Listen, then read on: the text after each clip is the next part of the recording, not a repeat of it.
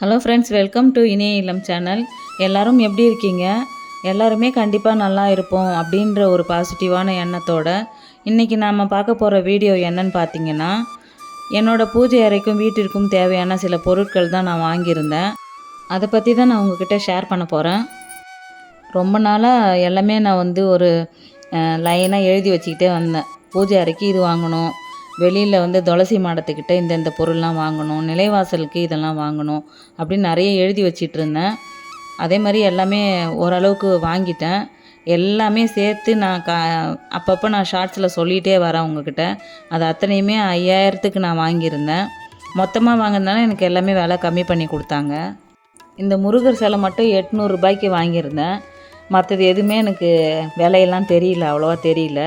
வாங்கணும்னு முடிவு பண்ணியாச்சு. அதுக்கப்புறம் ரேட்டை பற்றி நம்ம பார்க்கக்கூடாது அப்படின்னு முடிவு பண்ணிட்டேன். ஏன்னா எல்லாமே ஒரே இடத்துல கிடச்சிருந்தது எனக்கு. நான் போன கடை அந்த மாதிரியான கடை.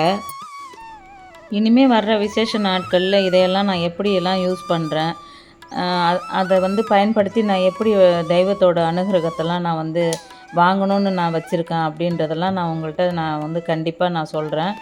நிறைய பொருள் வாங்கினேன். ஆனால் சிலதை மட்டும்தான் என்னால் காமிச்சு பூஜைலாம் பண்ணி உங்களுக்கு நான் வீடியோவை கொடுக்க முடிஞ்சதுக்கு. மற்றதெல்லாம் நான் இனிமேல் வர்ற வீடியோலையும் ஷார்ட்ஸ்லேயும் காமிக்கிறேன். நான் வீடியோவில் காமிச்சிருக்க அத்தனை பொருளுமே உங்களுக்கும் பிடிக்குன்னு தான் நினைக்கிறேன். வீடியோவை ஸ்கிப் பண்ணாதீங்க. ஏன்னா சின்ன சின்ன டிப்ஸ்லாம் சொல்லி தான் நான் கொடுத்துருக்கேன். அதனால தான் சொல்கிறேன், கண்டிப்பாக ஸ்கிப் பண்ணாமல் தொடர்ந்து வீடியோவை பாருங்கள். இந்த தாமரைப்பூ ஸ்டிக்கர் மட்டும் நான் மீஷோவில் தான் ஆர்டர் பண்ணியிருந்தேன். 2வது முறையாக நான் ஆர்டர் பண்ணியிருந்தேன்.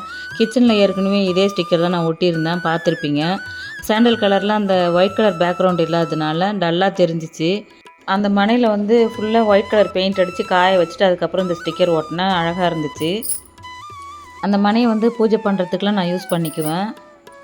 நான் நிறைய பூஜைகள் பண்ணுறதுனால இந்த மனையெல்லாம் அடிக்கடி மஞ்சள் தடவணும், குங்குமம் போட்டுலாம் வைக்கணும் அப்படின்னு தான் இந்த மாதிரி தாமரைப்பூ போட்ட ஸ்டிக்கர்லாம் வாங்கி ஒட்டிட்டேன். அது என்னோடய வேலையை ரொம்பவே கம்மி பண்ணுற மாதிரி இருக்கும். மஞ்சள் குங்குமம் வைக்கலாம், அந்த 4 கார்னரில் மட்டும் வச்சுட்டு நடுவில் ஒரு பொட்டு வச்சா போதும் இல்லைங்களா, சீக்கிரம் வேலை முடிஞ்சிடும். அதுக்காக தான் இந்த மாதிரி சின்ன சின்ன ஐடியாலாம் நான் ஃபாலோ பண்ணுறேன். இந்த சிலையெல்லாம் நான் அன்பாக்சிங் பண்ணுறப்ப வெள்ளிக்கிழமை தான் நான் பண்ணியிருந்தேன். எனக்கு கரெக்டாக அந்த நாள் அமைஞ்சது. எல்லா சிலைக்குமே நான் பெருசாக அபிஷேகம்லாம் எதுவும் பண்ணலை. சுத்தமான தண்ணியில் தான் மகாலட்சுமி தாயார் அப்புறம் இந்த குபேர பானை எல்லாத்தையுமே வாஷ் பண்ணிவிட்டு பூஜைக்காக நான் யூஸ் பண்ணிக்கிட்டேன். 3 அடுக்கு குபேர பானை தான் நான் வாங்கியிருந்தேன். பச்சை கலர் குபேரனுக்கு ரொம்ப பிடிச்ச கலர் அப்படின்றதுனால நானும் பச்சை கலர்லேயே வாங்கிட்டேன். ஃபஸ்ட்டு பானையில் பச்சரிசி, 2வது பானையில் துவரம்பருப்பு, 3வது பானையில் 5 ரூபாய் நாணயம் தான் போட்டு வச்சுருக்கிறேன். இந்த குபேர பானையில் 5 பானை இருக்கிறதும் இருக்குது. அது உங்களோட விருப்பம்தான். எனக்கு 3 அடுக்கு உள்ளதே போதும் அப்படின்னு தான் நான் இதை வாங்கியிருக்கேன். சில பேர் கண்டிப்பாக கல் உப்பு போடணும்னு சொல்லுவாங்க. நான் உப்பு தீபம் போடுறதுனால அதை நான் போடலை. நான் இந்த பொருளெல்லாம் எந்த கடையில் வாங்கினேன் அப்படின்றத அடுத்த பதிவில் நான் தரேன். நான் வாங்கின இந்த சிலைகள்லாம் உங்களுக்கு கண்டிப்பாக பிடிக்கணும்னு தான் நினைக்கிறேன். இந்த வீடியோ உங்களுக்கு பிடிச்சிருந்தா என்னோடய இணைய இல்லம் சேனலை சப்ஸ்கிரைப் பண்ண மறந்துடாதீங்க. அப்படியே பக்கத்தில் இருக்க பெல் ஐக்கானை கிளிக் பண்ணி விட்டுருங்க.